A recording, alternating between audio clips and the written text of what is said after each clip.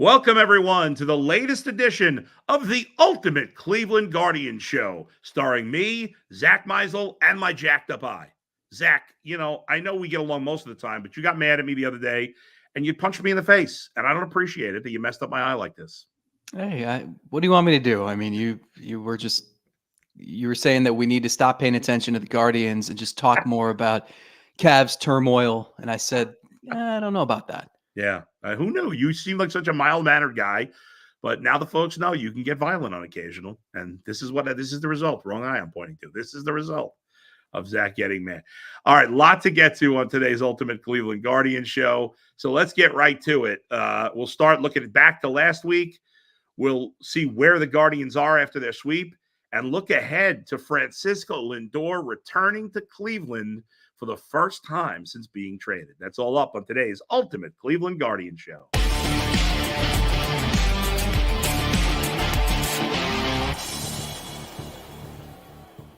Well, I'll tell you, Zach, a week ago, we were lamenting the fact that the Guardians had to salvage the final game of a series against the woeful White Sox. And what a different week it's been since then. They take 2 out of 3 from the Rangers, who's obviously the defending World Series champions, and then a 3-game sweep over a previously red-hot division rival Minnesota Twins. So if we thought last week was, well, maybe things are starting to go in the wrong direction, well, they snapped right back in the direction they've been for most of this year. A great week, maybe the best week, or certainly one of the best weeks of the season for the Guardians. They pitched well and hit well this week. I think they did the Twins a favor. Have you seen that sausage that the Twins have been carrying around that's like their good luck charm? Some of these things are so stupid. Yeah. That thing is old. You don't want to eat that. You want fresh meats in the summer, and I think they did them a favor. Sweep them. They can move on to something else. Yeah. Last year, they had like a cape they wore, or a coat that had like the Minnesota, the land of 10,000 lakes on it, something like that. Like, go back to that. You don't need the moldy sausage. That was impressive. Yeah. I didn't anticipate that. And this team keeps finding a way to get the right hit at the right moment. And somehow the rotation has joined the bullpen to create this dynamic pitching staff, even though it's not with the names we expected. So I've reached a point. I'm going to declare something here, Adam, and you can join me if you want, or you can go against me here. Yeah. I'm done trying to figure it out. They don't have Shane Bieber. They don't have Gavin Williams. They also don't have Trevor Stephan. Sam Hentges is just still getting back into things. Like, those are 2 key members of the bullpen. And the lineup, aside from a couple of guys, remember, they don't have Stephen Kwan. Yeah. Naylor and Ramirez have been good. David Fry's been great. And that's about it. And so it doesn't make sense. Those things don't add up to 30-17. So I'm done trying to psychoanalyze this. I'm done peering into the future and saying, well, like, this probably isn't sustainable. I'm done. They keep finding ways to win. It doesn't matter if the opponent is a good team or not. It doesn't matter if they're on the road or they're at Progressive Field. They keep finding a way. And I don't have to understand it. I don't think it matters. I don't think they care. It's been impressive. I'm completely with you. This week really sealed that, because last week I was kind of on the fence a little bit, but like I got to figure this out. Why is this not sustainable? And then after this week, I'm like, I don't even want to get it, right? It doesn't matter. It's irrelevant. If there becomes a time later in the year where the team falls apart, maybe we analyze it then. But sometimes, with analytics, and you're into analytics and so am I, and a lot of smart Guardians fans are too. But sports is, yes, there's science involved, but it's also art. It's also art. And sometimes art is unpredictable. You never know, like, what makes special art. Sometimes just something comes together. And for whatever reason, and again, I'm with you, the reason just doesn't matter. The Guardians have, even though, yes, a lot of guys in this lineup are not great, it seems like they have so many guys that are just get their hits in the right moments. And even though in most cases that evens out over a year, there's always a team or two every year that it doesn't even out, that they just are clutcher than everybody else one season, or there's another team that never comes through. It doesn't even out for them on the bottom end either. And maybe that's what's happening here. That it's just one of these weird seasons because for whatever reason, and you got to go with the flow. Here's one thing I know for sure. The Guardians are a fun baseball team to watch. They play with a lot of energy and enthusiasm and excitement. They seem to love playing together, and I'm having fun watching them, and this weekend was great. It helps when you're not just solely relying on 4 singles to have a decent inning anymore. Yeah. They hit for power. They're in the middle of the pack in baseball and home runs, so that helps. I think you alluded to it. Timing is important in baseball. You can hit a 3-run homer when you're already ahead 10-0 or you're down 10-0. Right. It's not going to have much of an impact. But you could also hit a home run off a Twins closer who might have the best stuff in baseball when the game is tied, and you just rescued a few of your teammates who had a miserable top of the 9th inning, right? It's amazing how much difference timing and sequencing matters in baseball. It's when you deliver that hit. It's when you turn that double play. It's when you make that pitch or get that call. And the Guardians, it's working for them. And I think the thing is, it's not, you don't necessarily need that to sustain itself for 162 games, but you need the offense has not performed as well over the last 3 weeks, maybe, as the first month, but the starting pitching's been better. Right. And then, if the starting pitching goes in a rut, maybe that happens when Kwon gets back. And so the offense is better.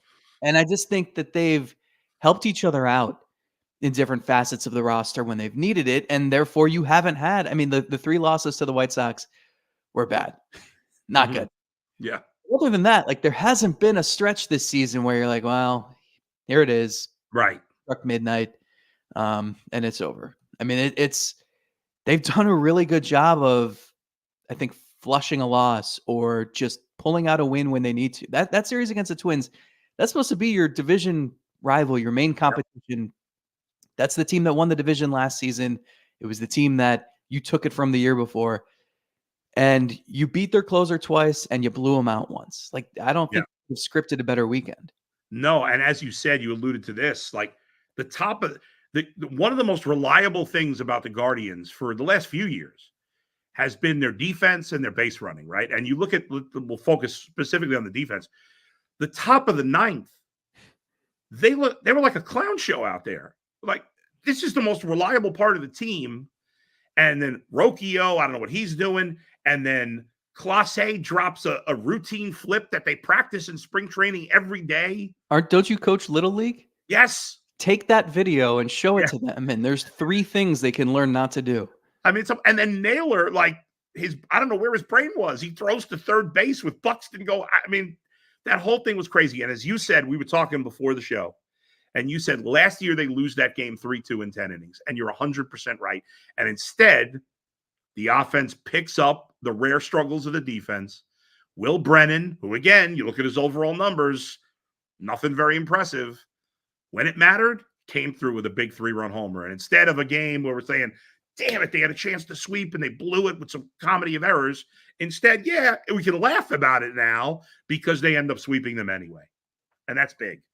Yeah, I feel it's like they've been playing ahead a lot, and that helps when you have a bullpen that's been dominant. Remember when we talked about Hunter Gaddis for a couple days because he was struggling?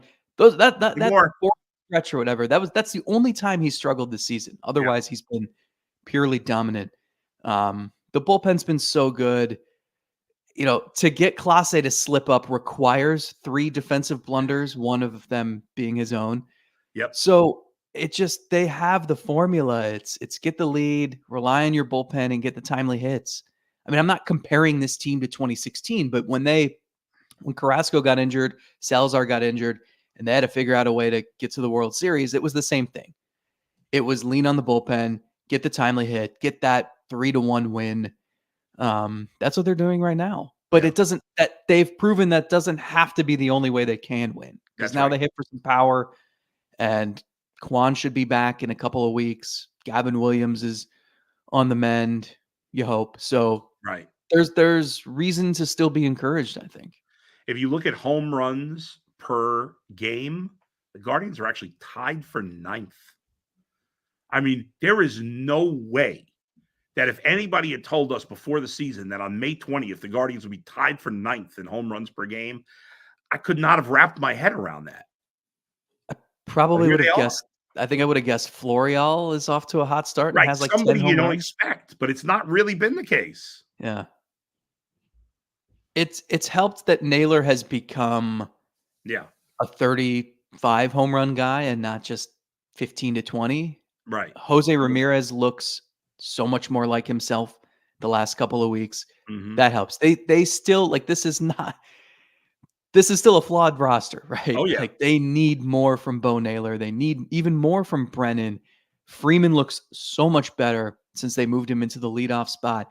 You hope that can continue. So there are encouraging elements here. There are still a lot of ways that they could be even better. And, No doubt. shortstop, they've still gotten nothing from Rocky or Arias offensively. So, Manzardo hasn't hit yet. I think it's why this is so interesting to me and why I'm saying, I don't need to analyze. I don't, what is there No. to assess? They find ways to win.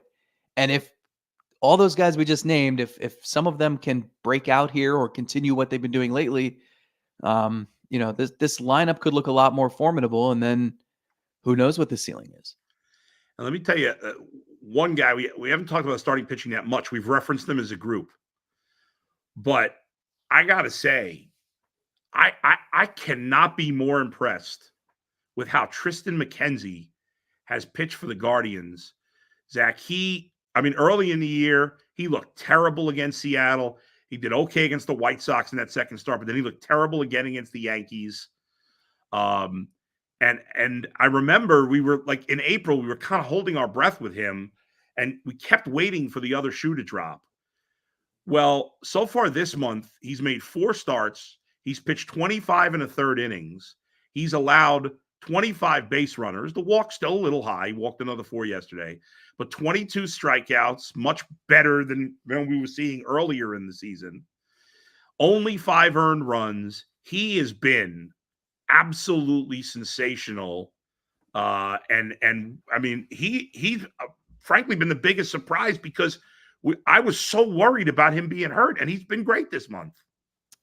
We said they needed Bybee and McKenzie to pitch like Yeah. frontline starters, like what you saw from McKenzie 2 years ago, Yeah. last year from Bybee.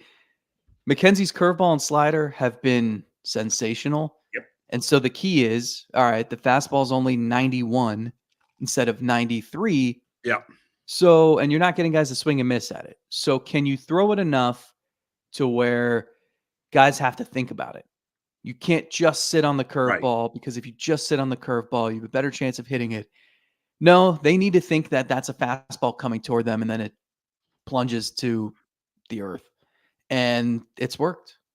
It's worked. Now, he's throwing the fastball less often than he did in previous years because it's just isn't what it has been. He's still figuring out exactly what he's got mechanically after going through the injuries last season. So it's a work in progress, but you are seeing, and I think he just needed reps. He made 4 starts last year. So I'm surprised that it happened this quickly. It's like he just flipped a switch. I thought it might take until June or July for him to round into form, but you're seeing it. I mean, Bieber proved you can sort of reinvent yourself, and you don't have to throw mid-90s to still get guys out. And the thing with McKenzie is, if you're also worried about just the workload on his elbow after missing pretty much the entire season and pitching through this injury instead of getting surgery, then maybe you don't want him throwing 105 pitches every time out. So if he can pitch to some contact, get early count ground balls or pop-ups, that's great. Like, that's what you want. Yeah. That's what he's done.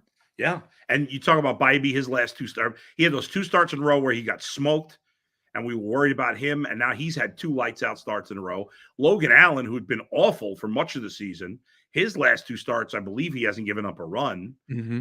And Ben Lively, I feel like, fits in that category of what we've been talking about this whole show. We can't explain it. Go with it. And like, it's not like he's been amazing. His last 2 starts haven't been fantastic. But what is he doing? He's a back end of the rotation starter. What do you want from those guys? Keep me in the game. He has done that every start. He has not had some of his starts have been good. Some have been okay. He hasn't had one bad start the whole season. And you know what? Let's go with it. It's fine. They're getting a quality start these days almost every night. Carrasco's last 3, I think his ERA is 3, and he's gone 6 innings each time. So it's been impressive. And the key is when you have a run like this, you have to capitalize on it. You have to win games. And they've done that, aside from the White Sox series. So it's like when they won 22 in a row in 2017, remember the stats about the rotation and the pitching staff? It was like they had more home runs, Cleveland did, in that winning streak than runs allowed, I think. Like, it was insane. Absurd, When you get pitching like that, you have to capitalize. That's right. When it only requires 2-3 runs to win a game. So they've done an awesome job of that the last couple of weeks, because I still am skeptical that rotation is going to keep this up for the entire summer. So again, it's when the rotation does come back to earth a little bit, that's when the lineup can pick it up. That's when Kwon comes back. That's when Gavin Williams comes back. So it's all about timing. And the better they play, the more they're going to force the hand of the owner to have to spend some money to bring in some upgrades. We'll get to that. We'll get to Lindor coming to town here in just a moment. But first, folks, if you're looking for tickets, going to be hot baseball tickets this summer in Cleveland. Basketball playoffs if you're out of town, Stanley Cup playoffs, concerts. Billy Joel's coming to town this summer in September. Check out the Game Time app. Nothing is better than the Game Time app. I know a buddy who got Bruce Springsteen tickets in the New York, New Jersey area for under $100 by waiting to the day of the concert. You cannot beat the deals you're going to get to the Game Time app. So download the Game Time app, create an account, use the code LOCKEDON, LOCKEDON, get $20 off your first purchase. Terms apply. Again, create an account, redeem the code LOCKEDON, LOCKEDON, for $20 off. Download Game Time today. Last minute tickets, lowest price, guaranteed. All right, there you go. Zach, let's look ahead here a little bit. You seen the upcoming schedule, by the way? I have. With the Mets. It hasn't mattered how they've figured this out to this point, but that's a pretty enticing schedule after the Mets.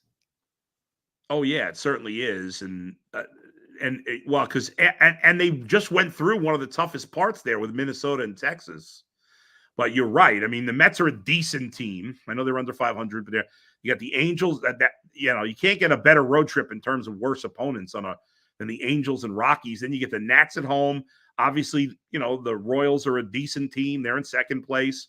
But then on the road for Miami, who's been awful, for Cincinnati, who's been awful.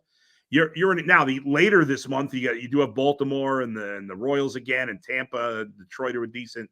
But yeah, I mean, although the last time we said an easy series, they lost 3 out of 4 to the White Sox. But on paper, yes, I would say through the middle of June, you're not playing anybody that good.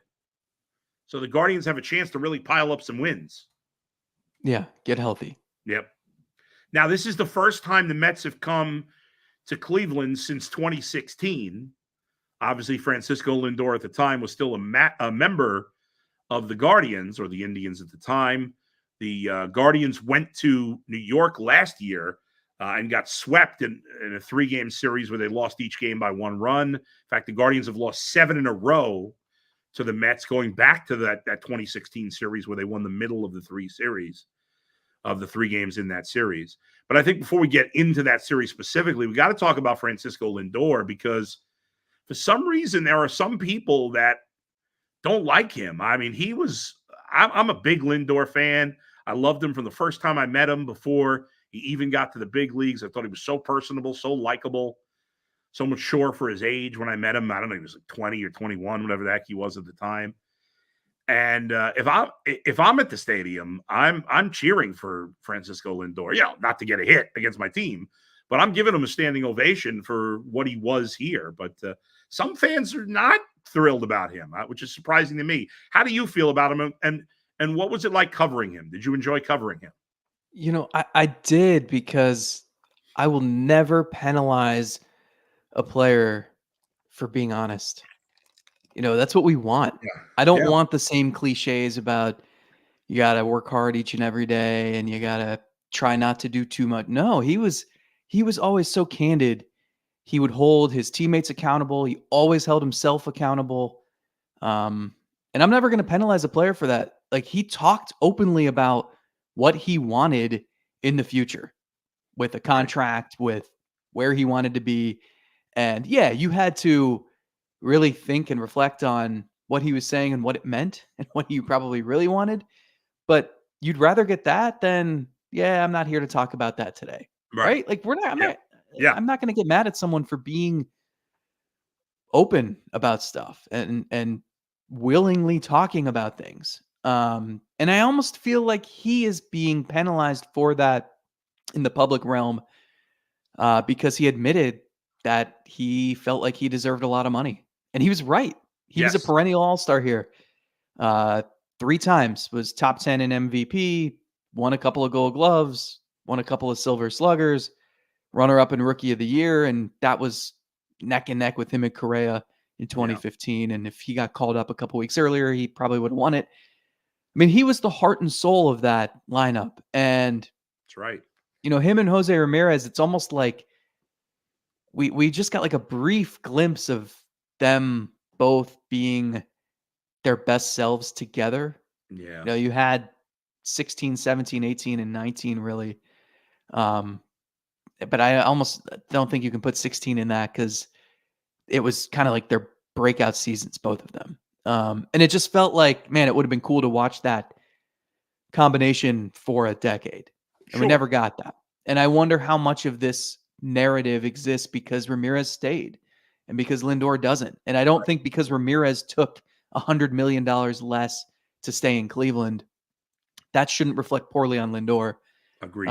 Because keep in mind, Ramirez signed that contract because, like, it's not Ramirez's fault either that the ownership wouldn't give Ramirez 250 instead of 141. So I just, look, we know how this goes. We were talking Lindor trades and Lindor contract extensions 2-3 years before he was due to hit free agency. So it stinks that clouds what he accomplished here. He was such a great player. I struggle to think about a moment that was louder in that ballpark than his grand slam off the foul pole against the Yankees in Game 2 of the 2017 Division Series. Because also, Rajai Davis's home run was super loud, but there were a lot of Cubs fans there that night too. That's And I right. know the Yankees travel well, but if you go back and listen to that clip, like, that place was electric. And he had a flair for that, right? Remember Yeah. their series in Puerto Rico in 2018? And he's playing Oh, yeah. there in front of family. His mom's in the stands with a t-shirt that's got her son's emoji on it. And of course, he hits a home run. And I'll never forget going back into the clubhouse after that game. And we're waiting to talk to him. And on the TV in the background is a local commercial in Puerto Rico for a car insurance company. Yeah. And who sticks their head out of a red car in the commercial? Francisco Lindor. Like, it was perfect. He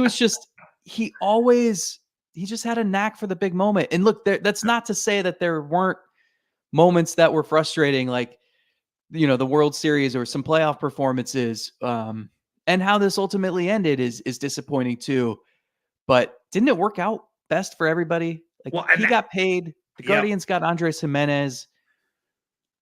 And everyone, like, he provided plenty of great moments. no doubt. And one other thing, and you mentioned so many of the great moments. The only other one I wanted to add is I thought he was such a great ambassador for Cleveland and Cleveland baseball when the All-Star game was here. Yeah. Like, he was the host, it felt like, that week. It was like, come see Francisco Lindor and Cleveland. I mean, and he seemed to take a lot of pride in that. And I think, and maybe I'm naive, but I think he enjoyed his time here. And I think he enjoyed all that. And I don't think he hated it here or anything. He wanted to get paid, as most athletes do. it is what it is. But as you said, to me, that's the key point why fans shouldn't be mad. If that Lindor trade had been the end of the Guardians and they had been a last place team for the last bunch of years and that trade just killed them, even though that wouldn't be his fault, I could maybe understand it. But if you look at that trade, and you mentioned this before we started, that if they don't make, if let's say they had signed Lindor, well, they wouldn't have signed Jose. Lindor has been fine since he's been on the Mets, but he hasn't been the same player.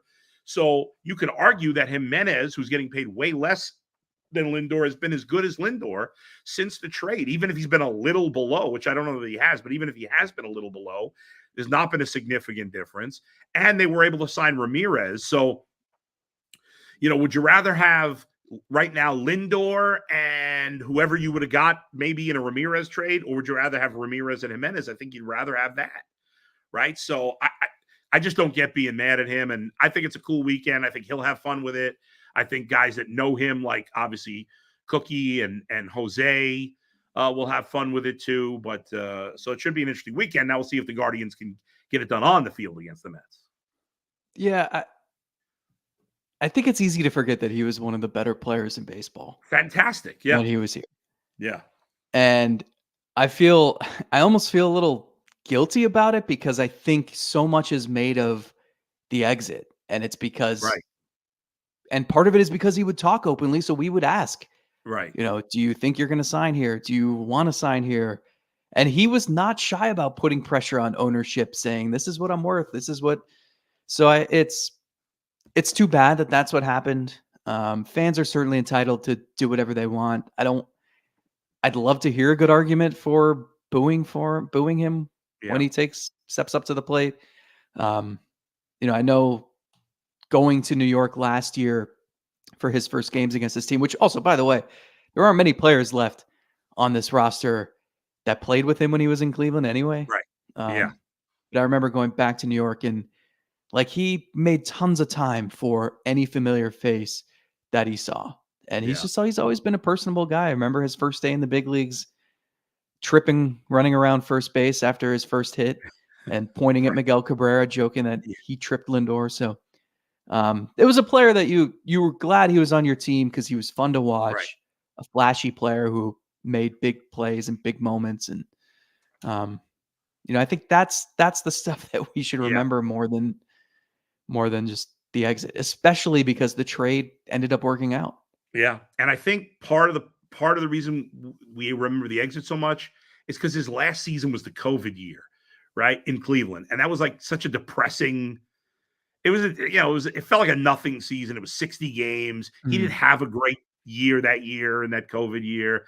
It was just a weird ending because he had played in so many big games and playoff games and World Series, and it ends on this nothing COVID year. I think that kind of factored in. Let's get to some fan comments real quick here, Zach, before we say goodbye for the day. Let's see. Kunzer says, go Tribe. John says, World Series bound. Grant, would you boo or cheer Lindor? I think we've already given you that. Mike Lucas, Mackie McNuggets from Ultimate Cleveland Sports Show says, I'm just here for Zach. John says it's not his fault the Dolans are cheap. That's true. Phil, the next 30 games, we could easily go 25-5. I wouldn't expect 25-5, but the schedule is favorable, as we've talked about. Grant, great Malenko says the way the Guardians have been playing, when Clase dropped the ball, normally I would have been like, we're screwed, but this team I knew would pull it off. That's normally not how these games go. And we alluded to that already, Zach. It's you believe in this team, even when they make mistakes right now, because they've given you reason to. Yeah, they were 27-31 in one-run games last season, which, that's just below 500. But it's the fact that they played so many and lost so many. I mean, 31 losses in one-run games. Yeah. If, just a handful of those go a different way, they probably remain in contention. Maybe they treat the trade deadline differently, and who knows where that goes. And that's, you mentioned it before, that's the difference between sometimes teams just have that magic and sometimes they don't. This team, they're 7-6 in one-run games, which again speaks to the fact that they're not getting blown out. The run differential keeps going up even when the offense has been struggling at times. They're just I don't know. They're really tough to Something about them. just beat and put away. How many times have they just gotten the doors knocked off them this season? Not Only a many. handful. No. Justin Space, didn't Tyvus predict the home run count before the season? We were doing bold predictions on the Ultimate Cleveland Sports Show. I don't know if you saw this, Zach. And my bold prediction is pretty much down the tubes. I said Brian Rocchio would be an all-star. That's not looking good. It was a bold prediction. It couldn't be something that you'd expect. It But was something. Tyvus said that the Guardians would finish in the top 15 in home runs. And right now, he's looking right on the money. Nice job, Tyvus. To do 228 runs in total. That's damn good run numbers in May. Brendan Freeman and Fry need to be everyday players. You certainly made a case for Fry more than anybody else. I would still like to see Kyle Manzardo playing every day, but that's not happening. We didn't face their two best pitchers. Okay, though, that happens during the regular season. What are you going to do?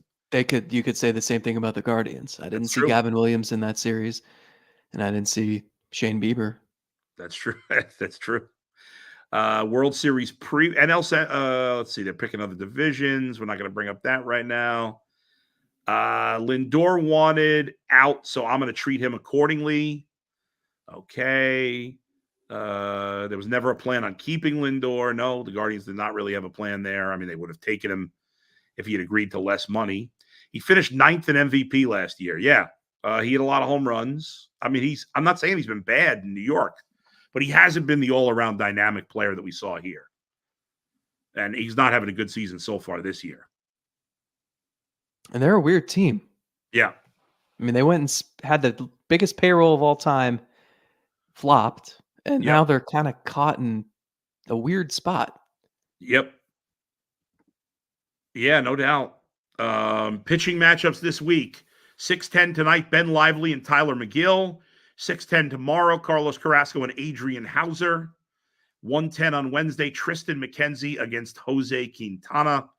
And then the Guardians will go on a road trip against the Angels and the Rockies. Zach, you have a final thought for today? We forget, too, that Carlos Carrasco was in that trade. And we know how much he's enjoyed being back home. I remember being in New York for that series last season.